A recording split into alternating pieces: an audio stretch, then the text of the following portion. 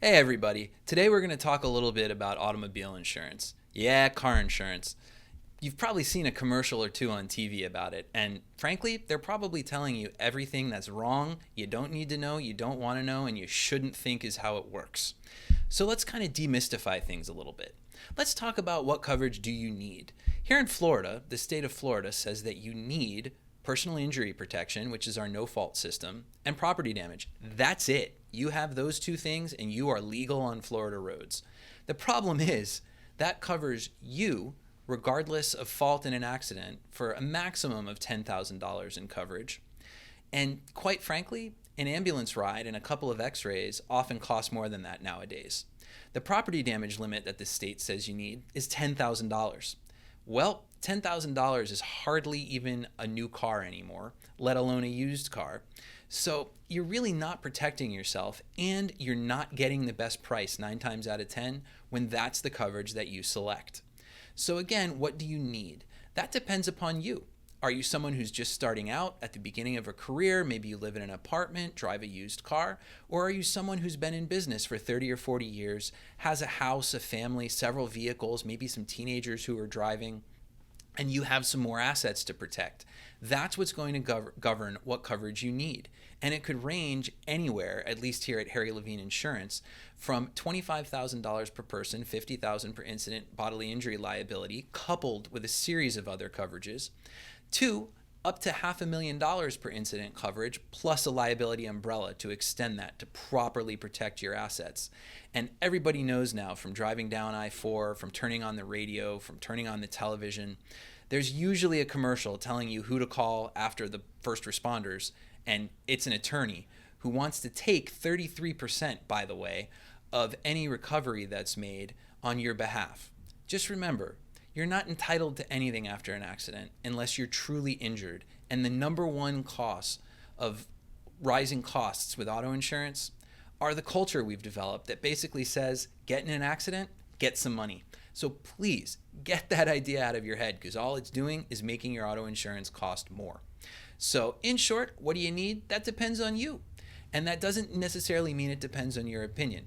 It depends on the assets you need to protect and how you need to financially position yourself for success.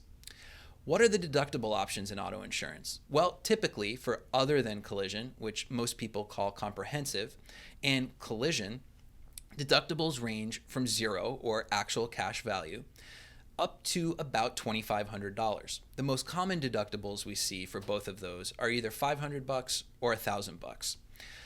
Let me not forget to say that very often if your vehicle's leased, there are different minimums, but we'll get to that later. What are all the eligible discounts? That, folks, is an impossible question to answer.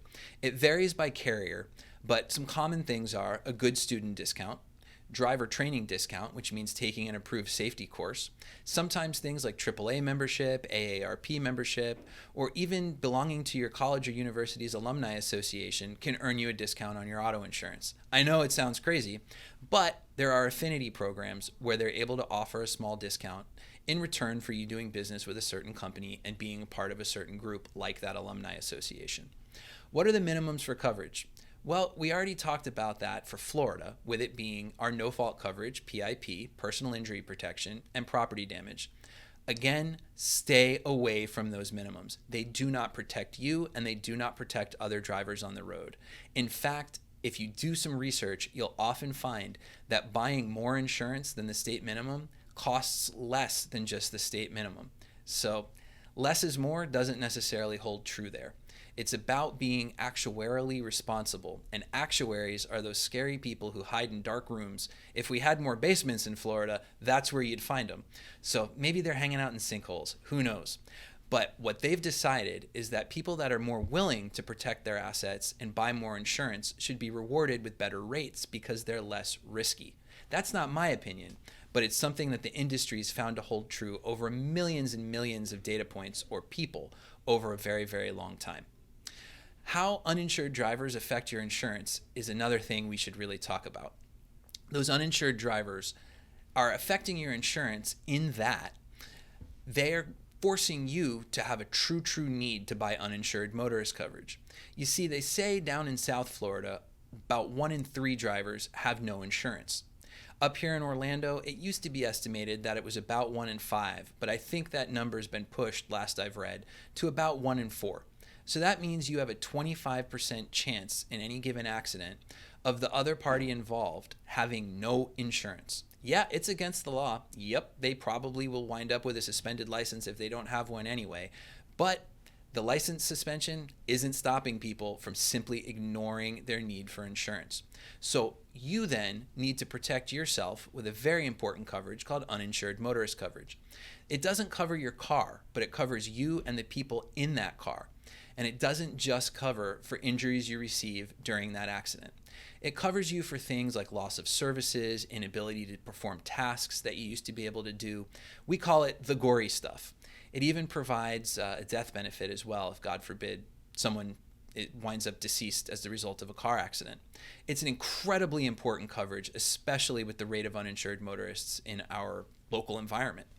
Personally, I've got $500,000 of uninsured motorist coverage and then $1 million umbrella that includes it too. I just find it too important to protect my daughter in the event that the worst case scenario occurs to me or my wife. So there you have it, a little bit about auto insurance explained.